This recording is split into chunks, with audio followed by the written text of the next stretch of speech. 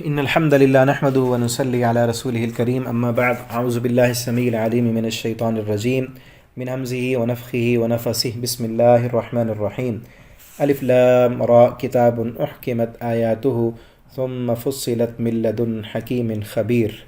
ترجمہ قرآن کے سبق میں آج انشاءاللہ سورہ ہود اس کی ہم ابتدا کر رہے ہیں، اور یہ 11واں پارہ اس کا یہ آخری سبق ہے۔ اب آپ کو پچھلے جتنے بھی اسباق ہیں وہ تمام کے تمام یوٹیوب چینل پر پلے لسٹیں بنی ہیں، ہر پارے کی الگ سے آپ کو وہاں پر سارے سبق جو ہے وہ مل جائیں گے۔ اگر آپ نے نہیں پڑھے تو وہاں سے آپ پڑھ سکتے ہیں۔ تو آج سے ہم اس سورت کو شروع کر رہے ہیں۔ بسم اللہ الرحمن الرحیم۔ الف لام را، یہ حروف مقطعات ہیں۔ کتاب، یہ کتاب، احکمت، محکم ہے، آیاتو، اس کی آیتیں۔ محکم کہتے ہیں کچھ آیتیں اللہ نے محکم بنائی، کچھ متشابہات بنائی۔ محکم ایسی ہیں کہ جن کا معنی اور مفہوم واضح ہے اور بڑی آسانی سے سمجھ آتا ہے۔ متشابہات ایسی ہیں جن کے معنی اور مفہوم یعنی کئی معنی اس کی مراد لی جا سکتی ہیں۔ تو کچھ آیتیں محکم ہیں اور کچھ جو ہے متشابہات ہیں۔ ثم فصلت، پھر تفصیل سے بیان کی گئی، من لدن، اس کی طرف سے، حکیم جو حکمت والا ہے، خبیر خبر رکھنے والا ہے۔ اور یہ بات یاد رکھیں، اسلام کے جتنے بھی احکامات ہیں، جو حکم دیے گئے ہیں اللہ کی طرف سے، یا اوامر اور نہی ہیں جن کاموں سے روکا گیا ہے، وہ واضح ہیں، واضح ہیں بالکل۔ ہر انسان کے لیے سمجھنا بڑا آسان ہے، لیکن جو انسان دین کی طرف آئے ہی نہ، ٹائم ہی، وقت ہی نہ نکالے، اس کے پاس ٹائم ہی نہ ہو، تو اس کے لیے تو ظاہر بات ہے کہ ہر چیز مشکل ہی ہے۔ لیکن اگر کوئی سمجھنے والا ہو تو اس کے لیے اللہ کے جو احکامات، جو حکم اللہ نے دیے اپنے بندے کو، اس کا سمجھنا بھی بڑا آسان ہے اور اس پر چلنا بھی آسان ہے۔ دین، اللہ کے حکم، وہ فطرت کے مطابق ہیں، فطرت کے خلاف نہیں ہے کوئی چیز۔ جبکہ فطرت کی خلاف ورزی کب ہوتی ہے؟ جب انسان اللہ کی نافرمانی کرتا ہے۔ اس میں بظاہر تو اس وقت اس کو لذت نظر آ رہی ہوتی ہے، دنیا کا سکون میسر آتا ہے، لیکن چلتے چلتے جب وہ دور تک پہنچتا ہے نا، اس وقت اس کو پتہ چلتا ہے کہ میں کہاں، کس گڑھے میں گر گیا۔ جس طرح ایک نشہ کرنے والا انسان ہوتا ہے نا، شروع میں تو اس کو لذت آتی ہے، ٹھیک ہے، اور اس کو ایک ذہنی طور پر سکون مل جاتا ہے، لیکن کئی عرصہ گزرنے کے بعد جب وہ کھوکھلا ہو جاتا ہے، اس کی ہڈیوں کا ڈھانچہ وہ بنتا ہے، تب اسے جا کے پتہ چلتا ہے کہ کس طرح فطرت کی اس نے خلاف ورزی کی ہے، ٹھیک ہے نا۔ ایک تو ایک ظاہری ہے نا، اسی طرح ہر گناہ کا جو ہے وہ اثر ہوتا ہے انسان کے مزاج پر، انسان کی روحانیت پر۔ ایک تو ہمارا جسم کے ہم انسان ہیں، دوسرا اس جسم میں روح ہے، وہ روح اللہ کی طرف سے آئی ہے، وہ روح فرما برداری چاہتی ہے اللہ کی۔ اس روح کو فرما برداری میں لگائیں گے تو انسان فطرت سلیمہ پر چلتا رہے گا اور پرسکون زندگی بسر کرے گا۔ الا بذکر اللہ تطمئن القلوب، اسی لیے ہے نا۔ اور جو انسان اس روح کو نافرمانی کی طرف لگائے گا، روح بھی بے چین ہوگی، بے قرار ہوگی، اور ان قریب انسان کا جو ہے وہ چڑچڑاپن اور مزاج میں خرابی اور بے سکونی، ڈپریشن۔ دیکھ لیں، ابھی کل ایک میں ویڈیو دیکھ رہا تھا کہ جاپان میں بہت پرسکون، کئی دنوں سے چوری نہیں ہوئی، بڑا اچھا ماحول ہے، اور کوئی غریب نہیں ہے، کوئی بھوکھا نہیں سوتا، سب کچھ، لیکن وہاں سالانہ جو خودکشیاں کرنے والے لوگ ہیں وہ بہت زیادہ ریشو ہے۔ اسی طرح سوئٹزرلینڈ کے بارے میں بھی سنا ہے کہ وہاں غریب کوئی نہیں ہے لیکن خودکشی کرنے کی اجازت ہے۔ یعنی انسانوں نے دنیا کی معراج پا لی لیکن سکون نہ پا سکے، کیونکہ سکون تو اللہ کے ذکر میں ہے، قرآن میں ہے۔ تو ابھی بات شاید لمبی ہو رہی ہے، آگے ہم پڑھتے ہیں۔ اللہ تعبدوا الا اللہ، کیا وحی کی اللہ نے؟ اللہ کی طرف سے جو وحی ہیں، جو آیتیں ہیں، وہ کیا ہیں؟ سب سے اہم ترین بات جو محکم ہے، جس پر کوئی کمپرومائز نہیں، وہ یہ کہ اللہ تعبدو، یہ کہ نہ تم عبادت کرو الا اللہ، مگر اللہ کی۔ یہی بات تمام انبیاء کو اسی کا اللہ نے حکم دیا، اور محمد الرسول اللہ صلی اللہ علیہ وسلم کو بھی اسی کا حکم دیا کہ ایک اللہ کی عبادت کرنی ہے۔ اننی لکم منہ نذیر و بشیر، بے شک میں تم کو اسی کی طرف سے، اس رب کی طرف سے واضح ڈرانے والا ہوں اور خوشخبری دینے والا ہوں۔ فرما برداروں کے لیے جنت کی خوشخبری، اور نافرمانوں کو جو ہے جہنم کی وعید سنانے والا ہوں۔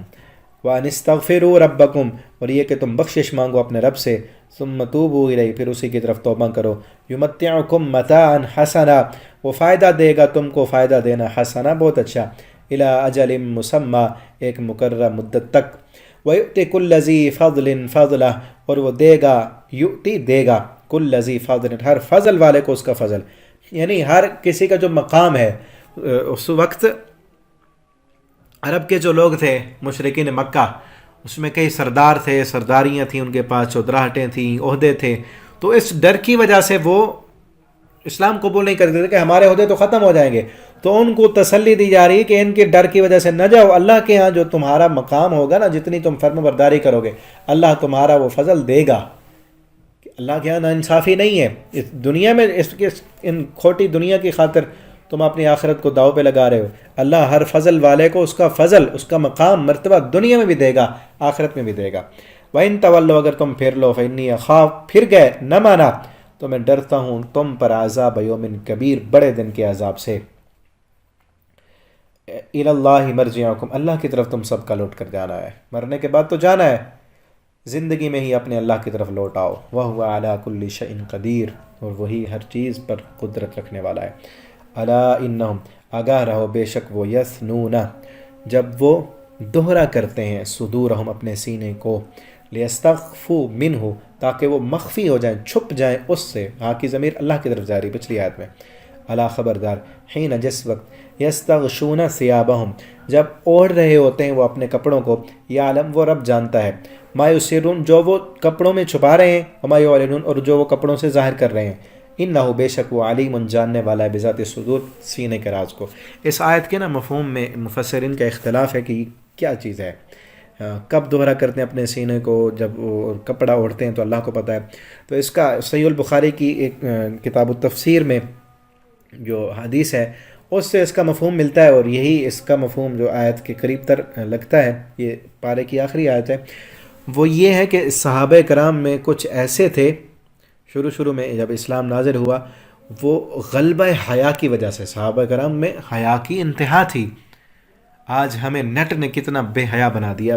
ان کا حیا دیکھیں، اتنا حیا تھا ان میں کہ وہ اپنا پیشاب پخانہ کرتے وقت بھی اور اپنی بیوی کے ساتھ ہم بستری کرتے وقت برہنہ ہونا پسند نہیں کرتے تھے، حیا کی وجہ سے کہ اللہ تو ہمیں دیکھ رہا ہے. جب دل میں اتنی کیفیت آئی کہ اللہ ہر وقت دیکھ رہا ہے، کتنا اللہ کا ڈر تھا، خوف تھا.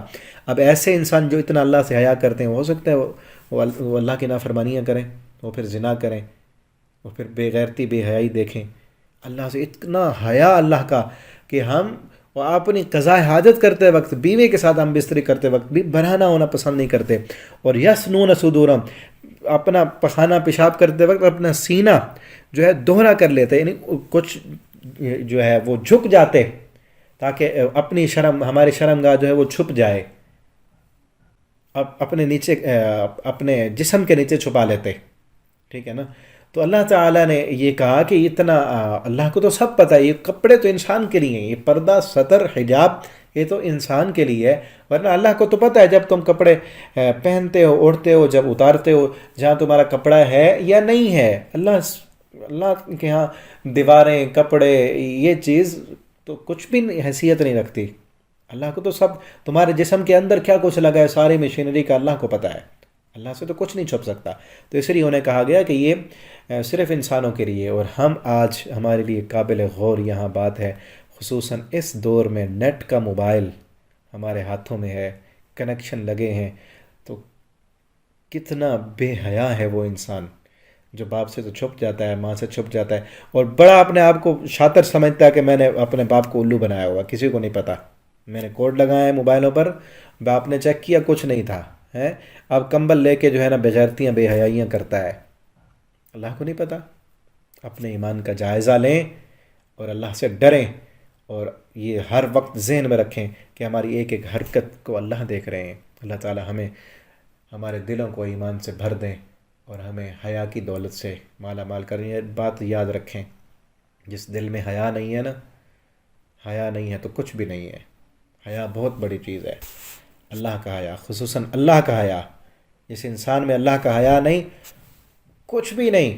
اذا لم تستحی فاصنع ما شئت، نبی صلی اللہ علیہ وسلم نے فرمایا جب حیا نہ رہے نا، جو مرضی کرتے رہو. پھر اللہ ہمیں عمل کی توفیق دے. السلام علیکم.